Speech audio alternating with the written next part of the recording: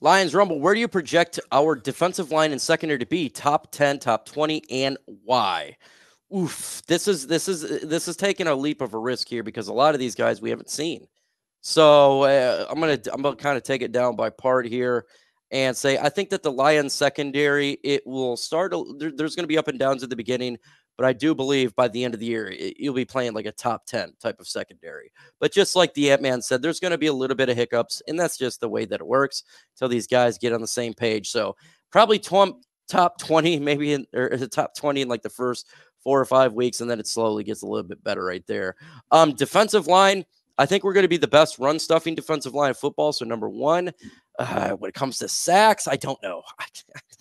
This is the question we all have been waiting for, is we don't know about this defensive line and the opposite of Aiden Hutchinson. We know we're going to stop the run. We know we're probably going to get more sacks. 41 this past season. We're probably going to get more, obviously get more, but just don't know the effectiveness of the defensive line. I'm going to just go. I'll go with like 16. I don't know. What do you think? See, the defensive line as a run stopping unit, it was one of the best in the NFL last year. Yes, number Like two. they were already really highly thought of in that regard. It's literally just the edge room. There's no reason the D line can't be top 10 this year because we know we've got the guys on there to make it top 10. We've got the run stuffing aspect of it done. We've added Reader, which is going to be huge. Like, if two of the guys, if two of Davenport, Houston, and Pascal come good this year opposite Aiden, we are going to be a top 10 unit on the defensive line. Like, we can be that good. The secondary, I would expect the secondary. The trouble is, man, I don't know. You look at the corners. All the corners are new. Like all the starting corners and the guys immediately behind them are new.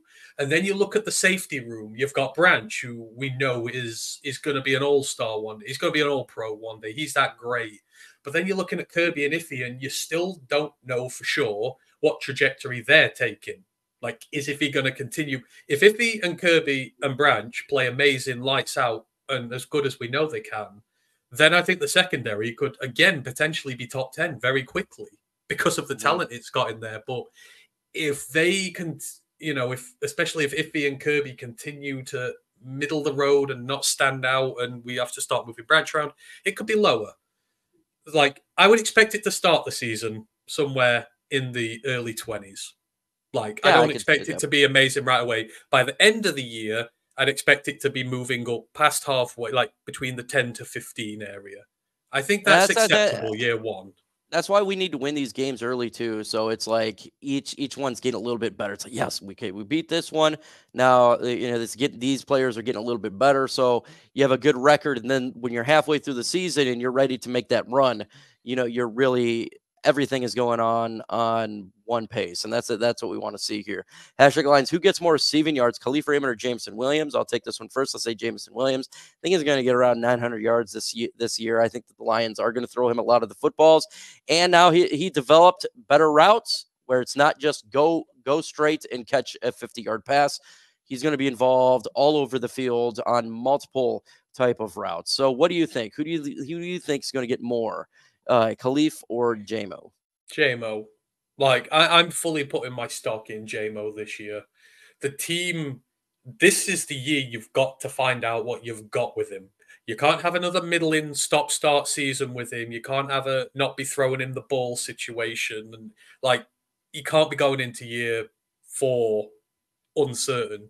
You have got to unleash him and give him everything this year. So I fully expect it to be JMO, and he's earned the right to get more of the ball. So, like, he needs to be good. If JMO is great, this team is going to be unstoppable. So I think it's JMO. Hashtag FGB. I'm 64 and haven't seen this kind of secondary depth in a long age. These dogs are going to be danger zone for opposing quarterbacks. Just watch Top Gun again. First off, the new one or the old one? They're both pretty good. Even the new one, I New thought was one's pretty good. amazing. Yeah, I did like it, man. That Tom Cruise boy, he don't play. He really does his stunts, man. He does great. I never thought I was going to like. I was in the air training corps when I was younger, so I must have watched the original Top Gun 1,000 times, and it spoiled my enjoyment of it because you were in there, you watched it all the time, and the new one, I'm like, I'm not going to watch it. My dad's like, you got to watch it. And I did. And I'm just like, God damn, that's beautiful. Look, Brett, if this secondary can develop the way we expect it to, and then the defensive line get pressure way more than they did last year, it's going to be a danger zone in that second. There's just so many players that are turnover machines. Like, it's unbelievable. Terry and Arnold, 5 interceptions last year. Carlton Davis, interceptions. Iffeatu Melifonwu, Kirby Joseph, interceptions. Brian Branch, interceptions. So if we get any sort of pressure, we're going to have a lot of turnovers this year. And, of course, that wins games. And it could be a danger zone there, man. It is. But I think one of the big points that's not been talked about enough, I mean, it's like, yeah, fair enough. If we've got better pass rush, you're going to create more opportunities for the secondaries to get takeaway on that. But what's one of the biggest problems we've had with our defense for years, besides lack of talent, stuff like that? The coaching. The coaching has been very suspect. Its inability to change during games, to adapt to scheme that's coming up against them, to develop talent in certain areas as well, especially in the secondary. But that and leadership on the team. We need leaders to emerge on this defense this year. Like, how many times were we pulling our hair out last year when we had hair? Because we both used to have beautiful heads of hair, me and Mike. And now we don't. No, because we tear our hair out. Why? Blown coverages, mistakes, communication problems. Like, that's got to be addressed this year. We need the leadership amongst the guys in defense itself to emerge, because that is as big a problem as any. Like, I don't think there's a talent problem at any of the positions this year. No, I don't. But it's as much as anything, it is about the coaching and it is about the leadership on the field, and that needs to be addressed as well. We need to take big steps forward there if we want to see tangible improvement forward, because you see, receivers burn us all the time. Guys not talking to one another, not passing off, all that sort of stuff. The communication has got to be there. We paid CJ Gardner-Johnson to be that guy, and he wasn't. Like, we need someone in that secondary to say, it's mine. You need to have Slay back there. Who's going to be Darius Slay this year? Who's going to be the guy who keeps it all together, sets the tone? That's as much important as the talent on this roster this year. Stuff outside of that. Communication vital. That was a big issue last year. I think that's why they got rid of Dre Bly. They got a new secondaries coach, and same with Terrell Williams on the defensive line. They addressed and got rid of those coaches. And so what we're hearing about Terrell Williams is he's great. I really hope that, he can get the best out of these guys, and same with the new secondary. But like you're saying, if these things can come together, this team's going to be ridiculous, man. Like, we're talking about an offense we know is the top 2. I'm going to say it's top 2 offense in football. Special teams has always been good. And if that defense just can take just a little bit of a jump at, man, we could be hosting a Lombardi trophy. But like you said, it's a lot. It's about health. It's about the little things too. It's so difficult to get to a Super Bowl, but this talent is good. Is good talent. It may not start out, and you may think, oh, it's not starting out great, but it's a really good one. Do you think the Lions violated the rules on purpose? No, not at all. I don't think so. I think it was one mini camp practice we lost. They probably just went over minutes on something. That just really is. A lot of teams do it too. We just got caught. Remember, there is officials at practice. That's probably how it happened. But no, did they do it on purpose? No. I mean, we've not had any. I don't remember us losing anything else to issues like this. Yeah. Like, if that was happening every year, then you'd be like, yeah, they're probably. Yeah. But again, like you say, things happen. Especially when you're training, you're dialed in, everything's amped up. It's easy to forget sometimes. And so, and like I say, what are we missing? Not much. Like, one practice. Does anyone think one practice is going to make or break our season? No, not at all. No one cares. No, it's just been funny seeing the overreaction from other fans. Oh my God, they're cheating! All this, like, no, we're not. It's just, God, we're an easy target. I love it. I love seeing these overreactions and stuff like that. If you're not a Lions fan, you're saying this. Mike Florio is a Vikings fan. He's not a big fan of the Lions. He says every team does this. It's just dumb. So yeah, if it's just like the overreaction sometimes of things. Who cares? Just one practice. It's not going to change a thing. Brent DeWitt, if he's going to ball out, how many sacks, interceptions though? If he stays healthy, this is different because Brent, this is difficult for me because we don't know how they're going to use Iffy. Iffy last year, yes, he was doing a lot of sacks and they're doing a lot of safety blitz. I don't think they're going to do it as much this year because we have a lot more talent in the secondary. I think they did it because they really have much of a choice because they couldn't get pressure. They had to do it somewhere. So I don't know how many sacks. I think it's going to be less, maybe like 2 interceptions, 3 interceptions from him this year. Sacks, I'll just do a handful, maybe like 5. Something like that. I know Lee McNeil had 5, but throughout a whole season, I think that's relative. What do you think?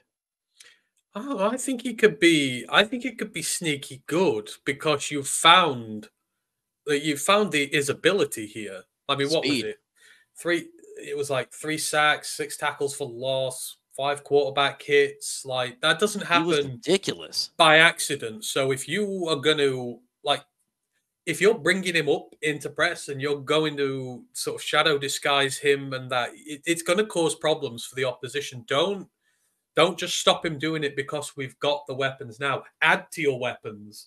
Like I would be bringing more packages, bringing him up to the line of scrimmage, making teams go, "Uh oh, what are they doing with this guy?" Because he is athletic enough to stay with the guy off the line of scrimmage and to come back into coverage if he needs to. But they're like, "Well, what if he rushes? Like, we need to bring an extra man over to cover." Like he could be a little X factor in terms of the pass rush. So I would actively go out and use him in this way. I think he could do similar again. I think you could see sort of 3, 4 sacks, maybe the same interception wise. That's not a bad season for a safety as long as he's good against the run. He stays healthy again, predominantly more than anything. I think that's a good season for him. So I fancy him to be sneaky good I think he might get more sacks than interceptions this year. I mean, I don't know whether I that's a I, hot I take think or the not, world but of Iffy, 110. Look, man, I think he is. For the Detroit Lions, he's the comeback player of this last year. How he came back last year out of injury, and it's just like he sucked. All of a sudden, he was all pro. I have never seen a change of a player like that so quick. It just came together, and I don't think it's going to go backwards. I just think everything came together because I was listening to him speak. And what he says is 100% true. He goes, I was looking at all the, the playbook, and I was just it's hard to think about all this. There's a lot of confusing. Then all of a sudden one day I just knew it. And now I'm reacting. And that's exactly how football is. If anybody's plays football, that's how it is. So I do think I think the world, I just don't know how much they're going to use him like they did last year. Look, if they do, I'm cool with it, man, because he was balling for sure. So I think the world of Iffeatu Melifonwu. Man, people forget. Yeah. this dude was playing all pro the last 5 weeks of the season, man. He was playing like it was ridiculous. I was like, who is I loved Iffy. I didn't know he was that good. And I liked him. I like, God dang, now if he keeps that up, he's going to be an all pro. People forget how much of a stop-start career he's had as well, because when he first came here, like I was vehemently we played at outside corner. I still think he's good there. I still think he could do a job at outside corner. I didn't like the move to safety, but just as he was looking good at outside corner, he injured himself against what was it, the Seahawks. He was out for ages, that set him back. And then they move him to safety. He's got to learn an entirely new position. He's got to start from scratch again and work his way up. It's like it's not been easy for him. Just every time he's got going, he's met another hurdle. And you saw kind of last year, that's where he could be now that he's healthy. He's getting a lot of game time and he's getting the ability to go out there and prove what he can do, that he's actually pretty good. He was good all along.